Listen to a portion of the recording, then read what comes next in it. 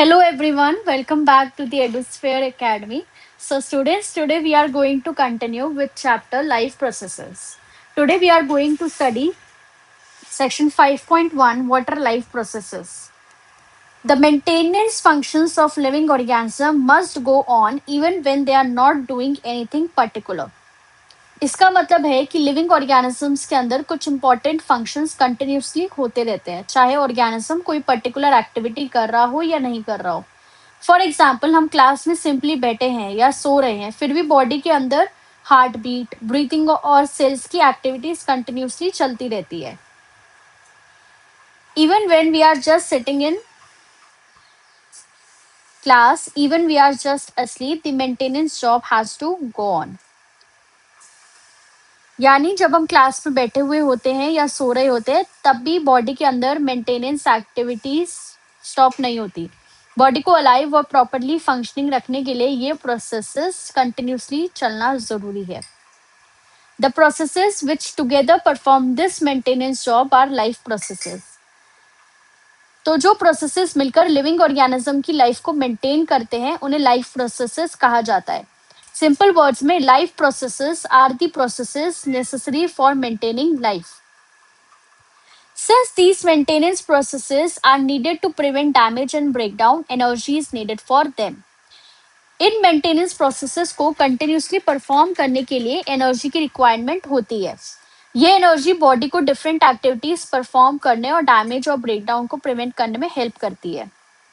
This energy comes from outside the body of the individual organism. अब question है कि ये एनर्जी आती कहाँ से है. ये एनर्जी ऑर्गेनिज्म के आउटसाइड एनवायरनमेंट से ऑब्टेन होती है. हम फूड के थ्रू एनर्जी ऑब्टेन करते हैं. So there must be a process to transfer a source of energy from outside the body of the organism, which we call food, to the inside, a process we commonly call nutrition. Food organism के outside environment से मिलता है. Body को food को obtain करके अपने अंदर लेना होता है. इस प्रोसेस को हम न्यूट्रिशन कहते हैं. न्यूट्रिशन सिर्फ एनर्जी ऑब्टेन करने के लिए ही नहीं इंपॉर्टेंट है, बल्कि बॉडी की ग्रोथ और मेंटेनेंस के लिए भी जरूरी है. If the body size of the organism is to grow, additional raw material will also be needed from outside. अगर ऑर्गेनिज्म को ग्रो करना है तो सिर्फ एनर्जी सफिशिएंट नहीं होगी. ग्रोथ के लिए बॉडी को एडिशनल रॉ मटेरियल्स भी चाहिए होते हैं. इन रॉ मटेरियल्स की हेल्प से न्यू सेल्स और टिश्यूज बनने में हेल्प मिलती है. Since life on Earth depends on carbon-based molecules, most of these food sources are also carbon-based. अर्थ पर life largely carbon based molecules पर डिपेंड करती है. इसी वजह से ऑर्गेनिजम्स के फूड सोर्सेस में भी बहुत सारे कार्बन बेस्ड सब्सटेंसेस प्रेजेंट होते हैं. Depending on the complexity of these carbon sources, different organism can then use different kinds of nutritional processes. Different organisms को डिफरेंट टाइप्स के फूड सोर्सेस मिलते हैं. फूड सोर्सेस की नेचर और complexity के according different organisms different nutritional processes use करते हैं. The outside sources of energy could be quite varied since the environment is not under the control of the individual organism. Environment में energy के sources different हो सकते हैं. हर organism अपना surrounding environment को control नहीं करता है, इसलिए ऑर्गेनिज्म को डिफरेंट सोर्सेस से एनर्जी ऑब्टेन करनी पड़ सकती है.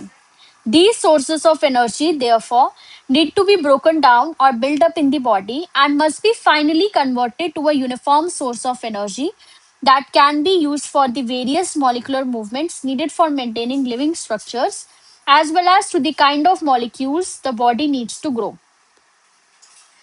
बॉडी डिफरेंट सब्सटेंसेस को डायरेक्टली हर सिचुएशन में यूज नहीं कर सकती, इसलिए बॉडी के अंदर मॉलिक्यूल्स को ब्रेक डाउन या बिल्ड अप किया जाता है और एनर्जी को ऐसी फॉर्म में कन्वर्ट किया जाता है जिसे सेल्स यूज कर सके. ये एनर्जी सेल्स की डिफरेंट एक्टिविटीज और मॉलिकुलर मूवमेंट्स के लिए यूज होती है. साथ ही बॉडी की ग्रोथ और मेंटेनेंस के लिए रिक्वायर्ड मॉलिक्यूल्स बनाने में भी एनर्जी की नीड होती है. For this a series of chemical reactions in the body are necessary. इस एनर्जी प्रोडक्शन और बॉडी की डिफरेंट रिक्वायरमेंट को फुलफिल करने के लिए बॉडी में बहुत सारी केमिकल रिएक्शंस कंटिन्यूसली होती रहती है. Oxidizing reducing reactions are some of the most common chemical means to break down molecules. Molecules को break down करने के लिए body में different chemical reactions होती है. इनमें oxidation reduction reaction यानी redox reaction important role play करती है. For this, many organisms use oxygen sourced from outside the body. बहुत सारे organisms outside environment से oxygen obtain करते हैं.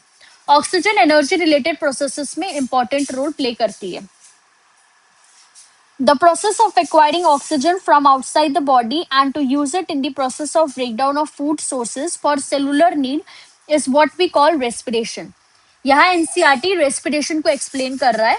रेस्पिरेशन में ऑक्सीजन को आउटसाइड एनवायरनमेंट से ऑब्टेन करके फूड सोर्सेज के ब्रेकडाउन में यूज किया जाता है, जिससे सेल्स की रिक्वायरमेंट के लिए एनर्जी अवेलेबल होती है.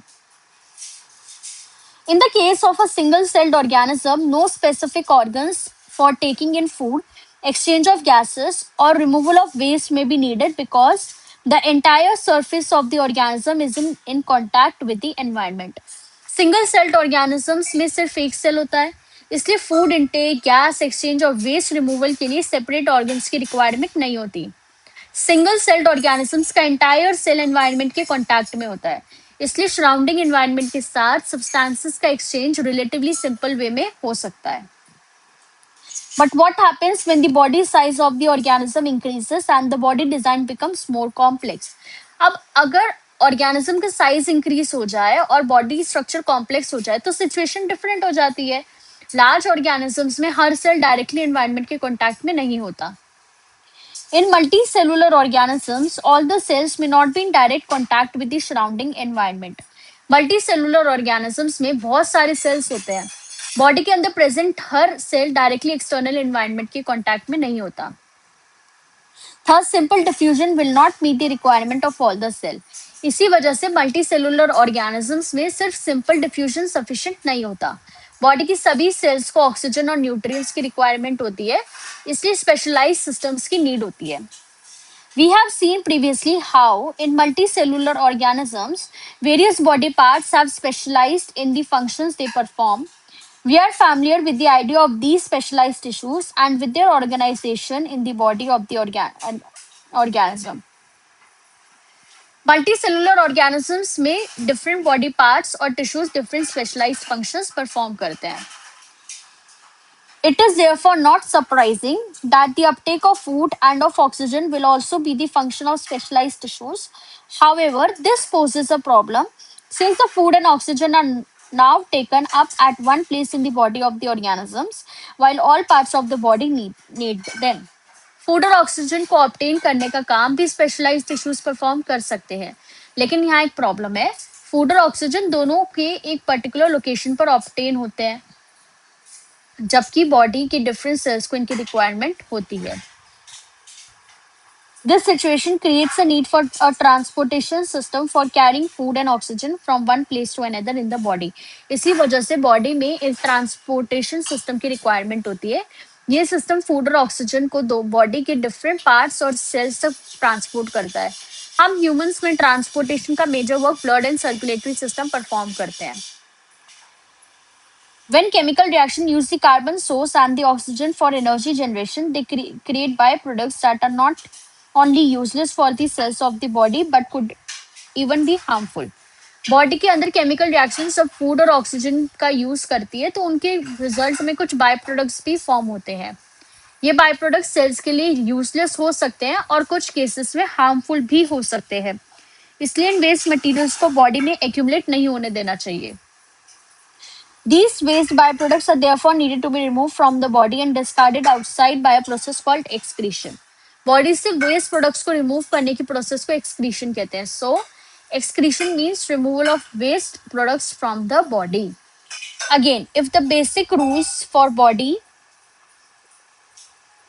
design in multicellular organisms are followed, a specialized tissue for excretion will be developed, which means that the transportation system will need to transport waste away from cells to this excretory tissue.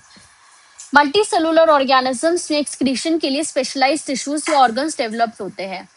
इनका main function body से waste materials को remove करना होता है. यानी body के cell से waste material को एक्सक्रीटरी ऑर्गन्स या टिश्यूज तक ट्रांसपोर्ट करना भी जरूरी है।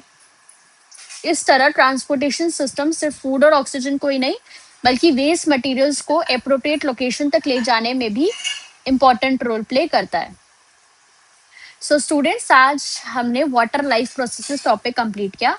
हमने पढ़ा life processes means maintenance of life, nutrition is obtaining and utilising food, respiration is energy related breakdown of food for cellular needs, transportation is movement of food, oxygen and other substances, excretion is removal of waste product। और हमने ये भी समझा कि multi cellular organisms में body complex होने की वजह से स्पेशलाइज सिस्टम्स की रिक्वायरमेंट होती है। So students, with this our topic water life processes is complete. Our next topic is nutrition. आज के टॉपिक के English notes along with all the these 4 in-text question and answers मैं Telegram channel पर share करूंगी। आप screen पर दिए गए टेलीग्राम QR कोड को स्कैन करके चैनल ज्वाइन कर सकते हो। अगर आपको किसी भी कॉन्सेप्ट में डाउट है तो आप मुझे इंस्टाग्राम पर फॉलो करके मैसेज कर सकते हो। So don't forget to join the Telegram channel and follow me on Instagram. Thank you for watching. Keep studying, keep learning, and I will see you in